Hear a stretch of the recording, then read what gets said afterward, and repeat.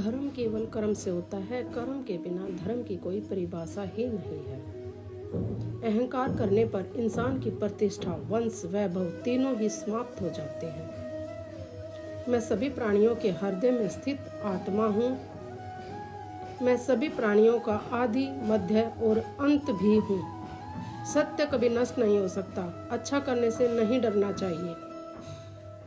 समय कभी नहीं रुकता। आज यदि बुरा चल रहा है तो कल अवश्य अच्छा आएगा। आप केवल निस्वार्थ भाव से कर्म कीजिए, केवल वही आपके हाथ में है। मनुष्य कितना भी गोरा क्यों ना हो, परंतु उसकी परछाई सदैव काली होती है। मनुष्य का जीवन केवल उसके कर्मों पर चलता है। जैसा कर्म होता है वैसा उसका जीवन होता है। एक बार माफ करके अच्छे बन जाओ, परंतु दोबारा उसी इंसान पर भरोसा करके बेवकूफ कभी न बनो।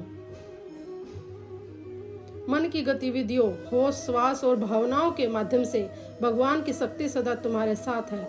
जीवन में आधे दुख इस वजह से आते हैं क्योंकि हमने उनसे आशाएं रखी जिनसे हमें नहीं रखनी चाहिए थी। मैं ही इस सृष्टि की रचना करता हूँ, मैं ही इसका पालन पोषण करता हूँ और मैं ही इस सृष्टि का विनाश करता हूँ। जब संसार में धर्म की हानि होगी, अधर्म की विजय, तब मैं इस पृथ्वी पर अवतार लूंगा। शांति से भी दुखों का अंत हो जाता है और शांत चित्त मनुष्य की बुद्धि शीघ्र ही स्थिर होकर परमात्मा से युक्त हो जाती है। हमारी आस्था की परीक्षा तब होती है जब हम जो चाहे वो न मिले और फिर भी हमारे दिल से प्रभु के लिए शुक्रिया ही निकले।